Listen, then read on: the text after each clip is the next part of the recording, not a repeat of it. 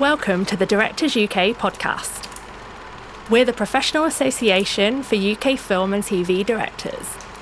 No matter the format, no matter the genre, our featured directors share their approach to the craft. We hope you enjoy. A very good evening to you all. Thank you so much for joining us. My name is Toyin and I am the Member Engagement and Events Manager here at Directors UK. And tonight we have in conversation Nia DaCosta and Afua Hirsch on Hedda.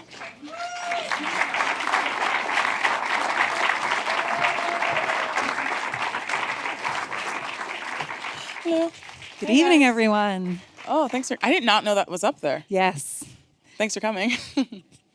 It's such a pleasure to be with you. It's always such a treat when everyone's just like full and sated with the movie for them to then be able to hear directly from you. And it's really a joy to be in conversation with you. Oh, thank Nia. you. So congratulations on the film. Thank you. I loved it.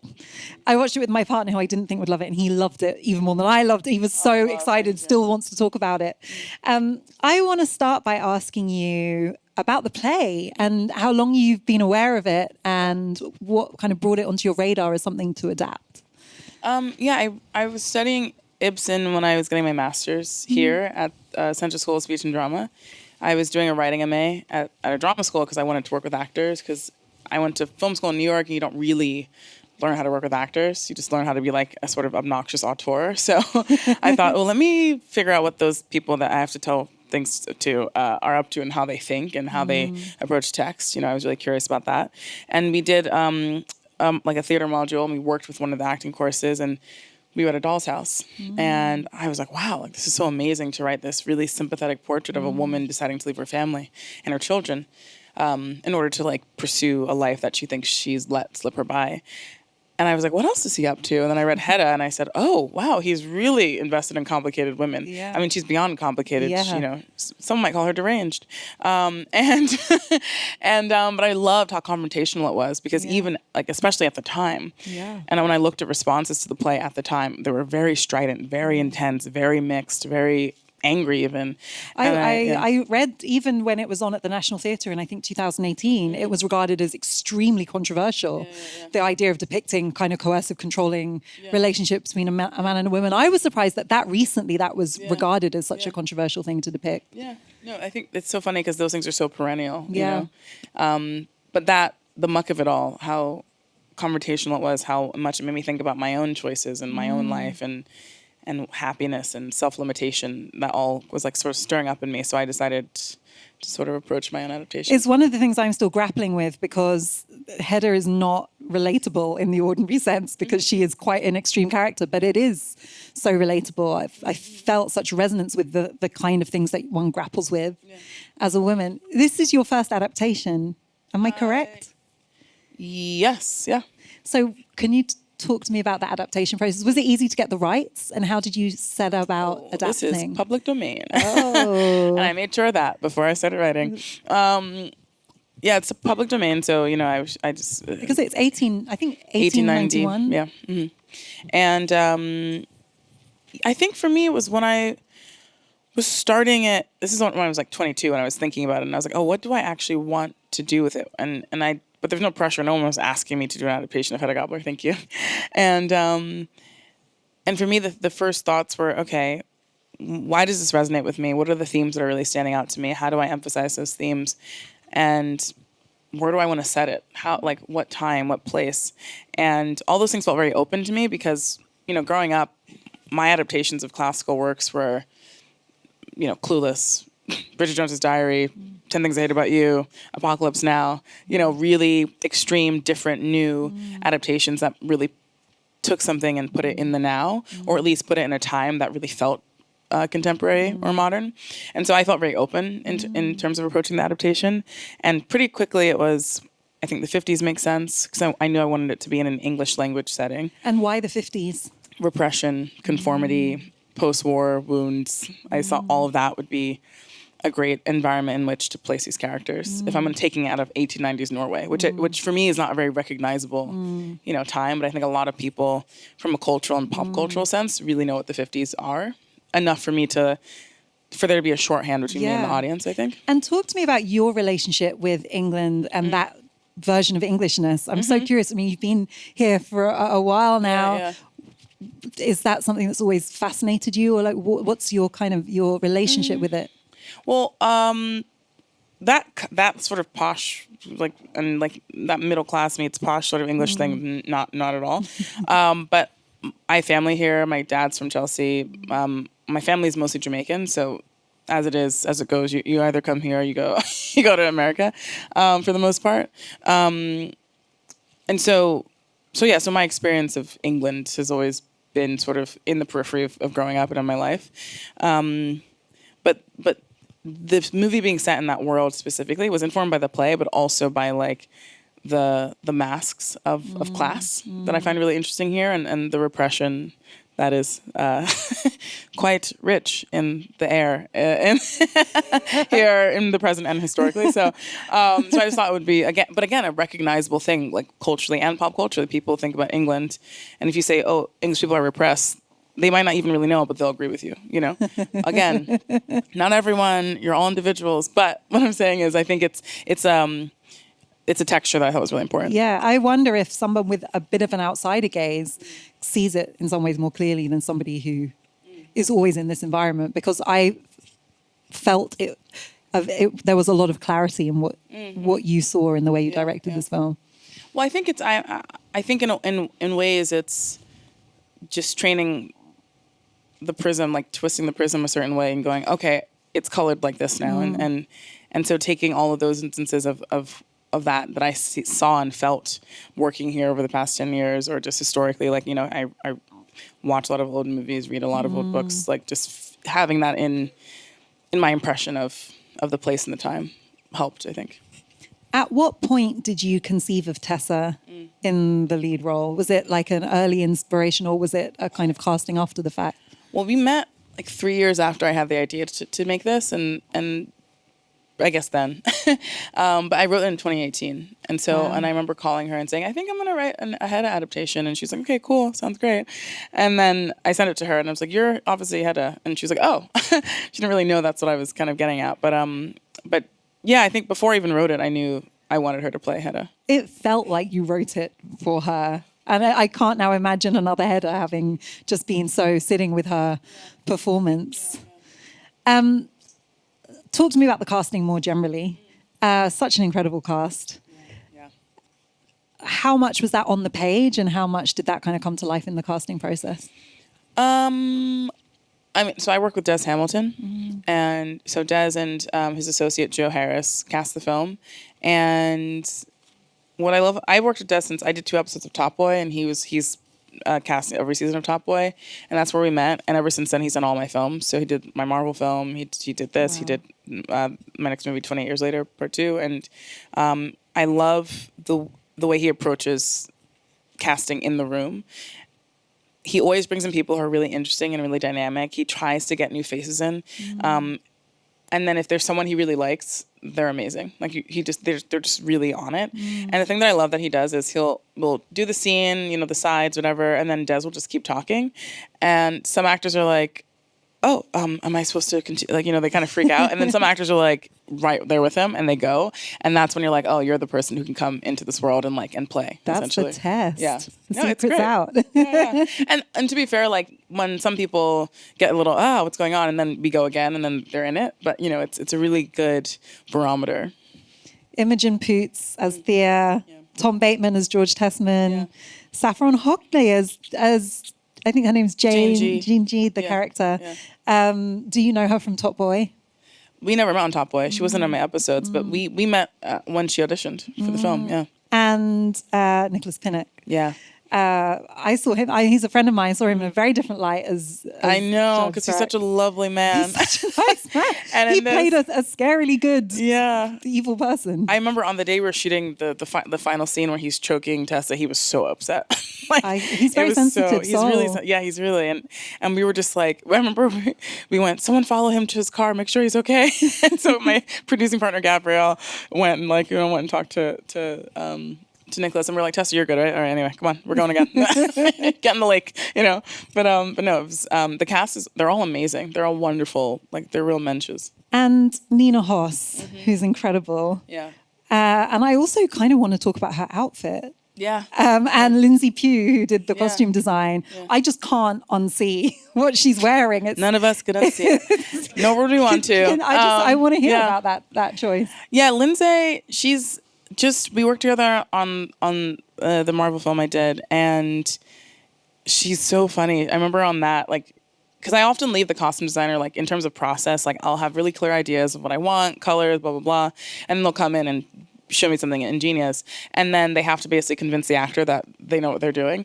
And so I remember her on the Marvel film, like, with these really interesting designs that were, like, so fascinating, and one of the actors being like, I don't know, like, do we need this, and do we need that, and this? And Lindsay was like, yes, yes, and yes. And I just loved watching her, like, really take control of the situation, because you can be a bit indulgent sometimes with actors, but just watching her being so specific and also so creative and nuanced and detailed, I knew that for a movie where it's going to be one look for each character, basically, that she would have that look say everything it needed to say. So with Eileen's look in particular, we had this kind of very short debate about, is she going to be Katharine Hepburn in like a suit and brogues, or is she going to be a character who's wearing the dress and playing the part? And for Lindsay, she thought, well, she's coming. She's not saying deny my femininity. She's not trying to blend in. She's saying accept me as I am, as a woman, and what that means in this time to be a woman. So she's wearing a corset.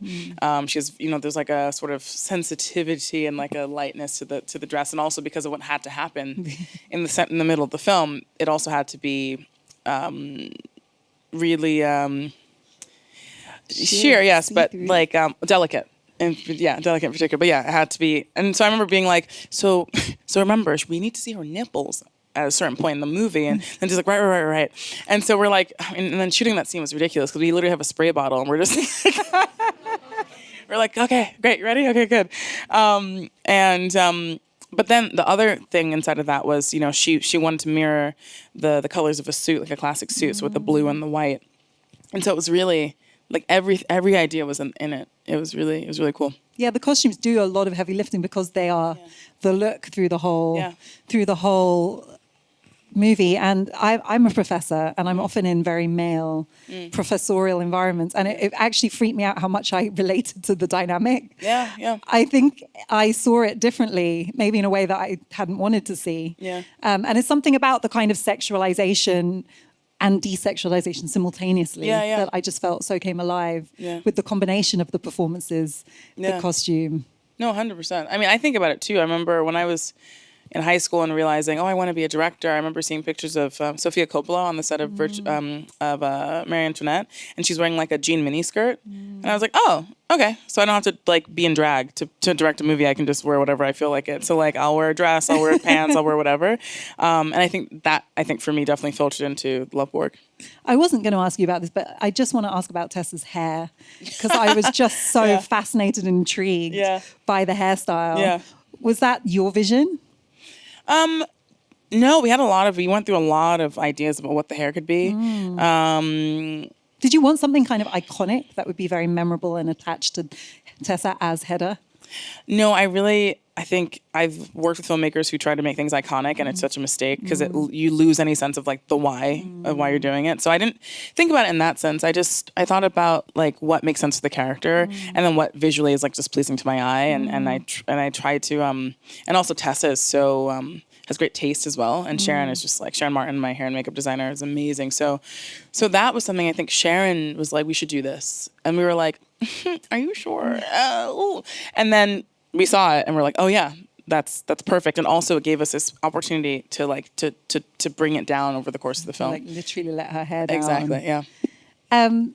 So the two big changes from the play that I really want to dig into a bit more. One is Hedda being a woman of color, and that being so present in the story, although in a restrained way. I found that. I mean, I'm biased probably, but so compelling. At what point did you decide that was going to be part of the story, and could you just talk about that choice?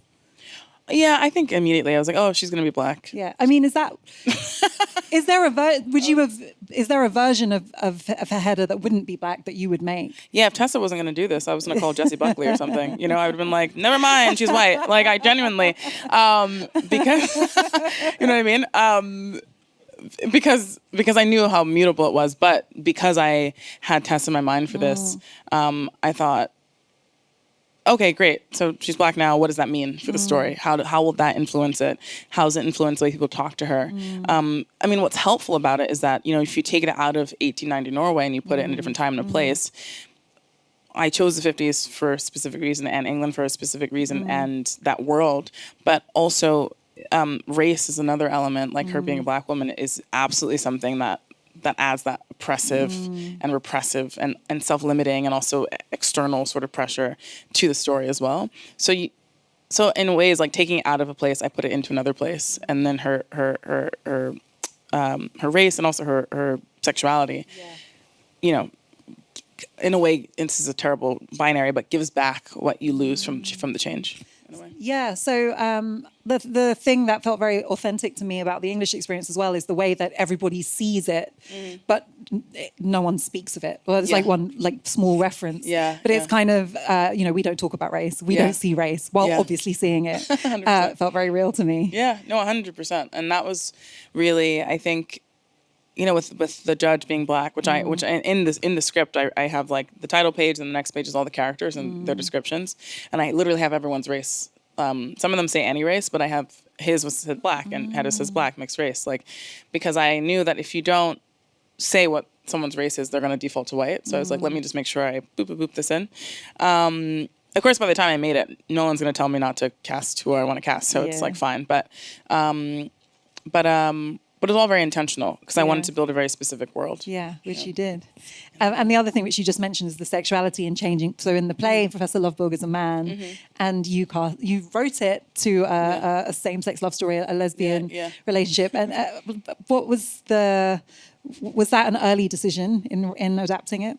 Yeah, and it's so funny because I was looking at this character of Lovborg, and in the play, because also the play is dealing more specifically, I think Ibsen was working through like the idea of like mental health and mental illness, and for Hedda and for Lovborg, I felt like we're sort of beyond that point of conversation, so I wanted to shift to what I found really compelling about those characters. And in doing that, I was like, well, Lovborg makes more sense as a woman, actually, because his whole thing is like, oh, I'm such a genius, no one listens to me. And I think even in the context of what Ibsen wanted to do, it can be a bit frustrating to watch that, you know? And I just thought, oh, but if Lovborg's a woman, then actually you have another amazing foil to Hedda, a woman who's choosing a path to personhood, to agency that she refuses to choose, along with Thea choosing a path that Hedda just doesn't want to engage with. And then you start to contextualize her depression, her addiction in a very specific way, which I thought was also helpful for what I wanted to really talk about in the film. And then I was like, oh, everyone's gay now. So it was literally an afterthought in an interesting way. But then again, once you change something or add an element, then it's, okay, how does this affect the story now? And so then I let the adaptation go where I wanted to go. Because again, 10 Things I Hate About You. Yes. Same of the shoe. Yeah. Love. Can you tell us about your process? How do you plan the shoot and the filming schedule, and how does that work? It's so funny because every time I get into prep, I'm like, what are the departments again? I'm like, who do I have to talk, you know? But it's so reassuring that you have to remind yourself. Well, because every time you finish a movie, because I just finished color on my next one, and I was like, how the hell did I get here? It's like having a kid is like, you kind of forget how painful it was. You're like, I guess I'll do that again. Yeah. It really is a funny thing. So for me, so on the one hand, I think about, okay, I need to communicate all of my ideas in terms of tone, style, color, and some other stuff to my production designer, my DP, my hair and makeup designer, and my costume designer. That's where I start. And so sometimes, usually I'll make like a long, like big keynotes with all the visual references that I have. So that's one part of it. And then when it comes to the actual script, the way I work with Sean Bob at my DP is I will shot list the entire movie myself. And then Sean and I will sit together and go through the entire shot list, add shots, make it better, remove shots, just like figure out what's going on. We'll storyboard some of it. If depending on how complicated the scene is, or if there's stunts, I'll do like animatics. But I haven't done that since Marvel. But storyboard like sequences, like the chandelier dropping, that was something we storyboarded. I think they wanted me to storyboard the fire, like the bonfire, and I was like, it's fire, just we won't go into the fire. So I think we'll be fine. But you want to do scenes, or I like to do scenes where you have to communicate between like a lot of departments. Yeah. And if there's like a safety thing involved, and also if it's like the chandelier scene, we had one chandelier and pieces to make another one, but we could only do that once. So we were super specific. Yeah. And also because it's the house we shot in was like I think rebuilt in 1789 and everything was original inside of that room. Wow. We had to figure out what we were doing exactly so we knew how we could protect the space. So we built a whole floor. That floor is not is not real. We built a whole floor, like protect the glass. So we do that, all that sort of stuff. And then like anyone knows, like prep, you're just like everything's a problem all the time, every day. and then you just slowly figure out all the problems. Like, so for me, the thing for me that I've gotten better at is just trusting the process. I used to hate prep, and now I'm like, great, I can be home. I can go home at 6. I'm working, but I'm not like stressed out. Like I'm just like It's like a manageable process. Exactly, it's more manageable when you're not just like stressing out about everything because I trust the team, and also a lot of my team are the same people, so I know. Like the chandelier thing, there was all this agita about it. It was like, oh God, the room, the chandelier. I was like, we'll figure it out, guys. Like, what? Tell me the parameters. What can I do? What can I not do? It's just a series of yes or no questions. It sounds like you have a pragmatic mind in the way you think. I'm incredibly of things. pragmatic. Yeah. But I think because I'm super specific about what I want, and the thing you have to be able to do as a director is communicate what's in your head, as well as you can, because then all these other people, like hundreds of people, bring it to life for you. So I think I'm quite a linear thinker. So being pragmatic was really helpful for everyone else, mostly because they know I'm not delusional. Speaking of linear, did you shoot chronologically in the story? We shot as much as we could chronologically, but then there'd be certain scenes where, like, there was a scene, the scene with the burning of the manuscript, that was supposed to be way down in the schedule, and then we had a COVID outbreak, so it was week 1. Oh, wow. And Tessa was like, what do you mean? I was like, we're shooting it tomorrow. And they were like, okay, great. But it was really fun because immediately you just dive into the meat of the relationship in a way that I think was really necessary to then have all that texture for the beginnings of the night, which is slightly counterintuitive, but I think was kind of a fun thing. But also, to be fair, I rehearse. So I rehearse 1 or 2 weeks before every movie. And so we had to rehearse that scene anyway, and all the scenes that were kind of key. Actually, we kind of rehearsed the whole movie. In 2 weeks? I mean, kind of. I mean, yeah, because it's a movie, it's not theater, so you are just sort of like, okay, I think we're in a good place, and I think we figured out the blocking. So Sean and I I'll be in with the actors, with my scriptie, and maybe my producer, but depends on how I'm feeling. And then we'll just like slowly block it out, do the lines, get it on its feet. And then once I'm like, okay, this blocking feels pretty set and this feels good, then I'll bring Sean in and be like, okay, Sean, watch. And then I'll say, did I put them anywhere where you will not be able to light this? And usually he's like, no. And then Sean will walk around and I'll watch him walk around, and the actors just keep doing it for us. They'll do it over and over again, and because they're getting it into their bodies, and then I'm getting it into my head, and then Sean and I will walk together and go, okay, this and that and this and that, and it will be often like 70% of the shot list, and then we're like, oh wait, that needs to be this, that needs to be that. It sounds like you run a really tight ship, Nia. Yeah. Given that, were there any surprises? Every day there's a surprise. Yeah. So, like surprising surprises. Like, were there any the scenes actor strike? the actor strike. The actor strike was sort of like COVID again, where everyone's like, no, I'll be fine. 2 weeks, and then we'll just quarantine, and then I'll be good. It was not 2 weeks. and then for us, it was like, everyone's like, the actors aren't going to go on strike. Yeah, come on, they're fine. It's going to be fine. And then the day of, we're like, I mean, it's probably fine, right? And then, of course, they went on strike, which I support. Union strong. But we had to shut down, and we almost didn't come back. So how far into shooting were you? We were 2 days from day 1. Oh. So we'd rehearsed with Eve Houston was there. She's not in the movie.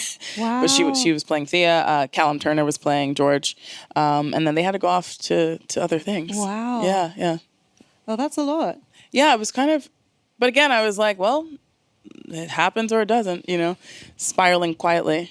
But our studio, MGM, which other thing that happened, Amazon bought MGM like after Orion had greenlit the film, which is Orion's run by Alana Mayo, which is at MGM, and MGM.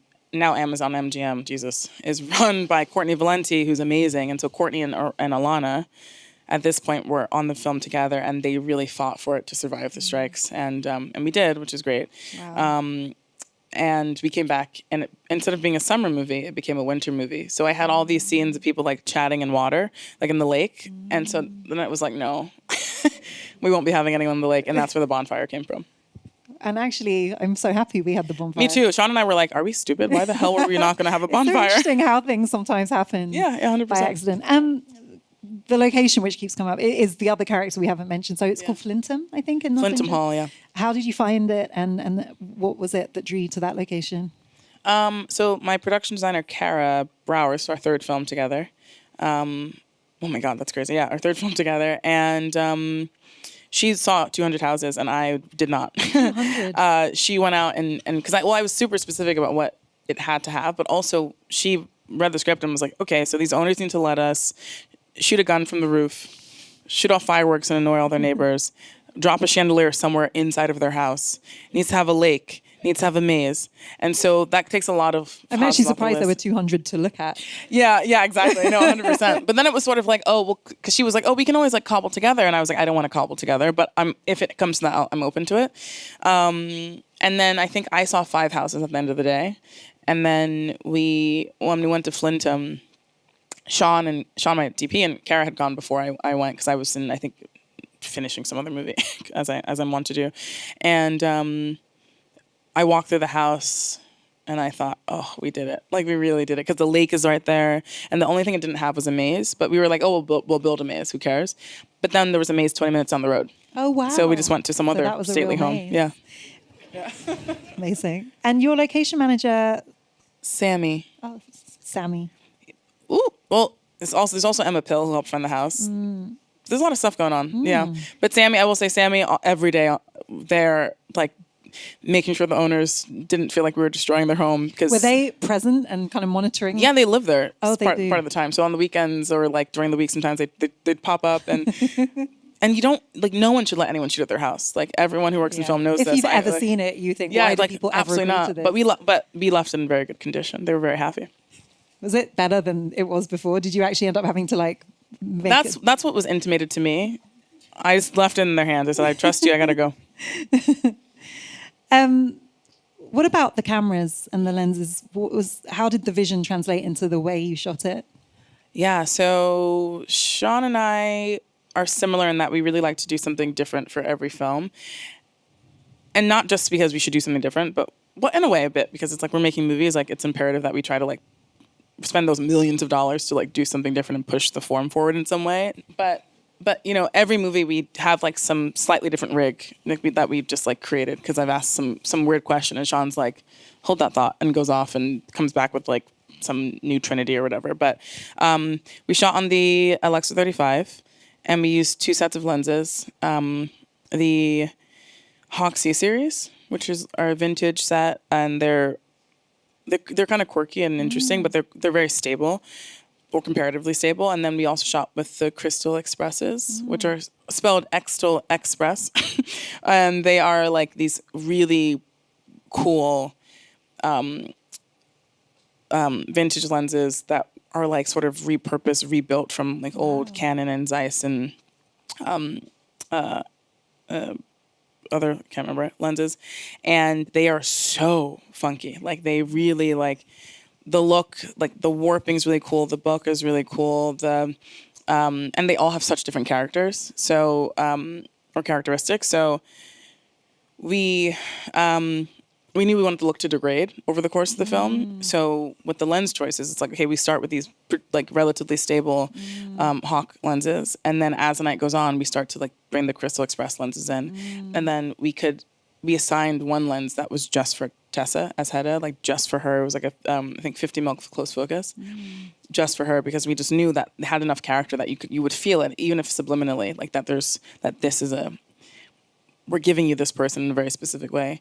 And then we used the Cinefade, which is this tool that essentially does like what a contra zoom does, but instead of using distance and focal length, it's sort of light and the f-stop.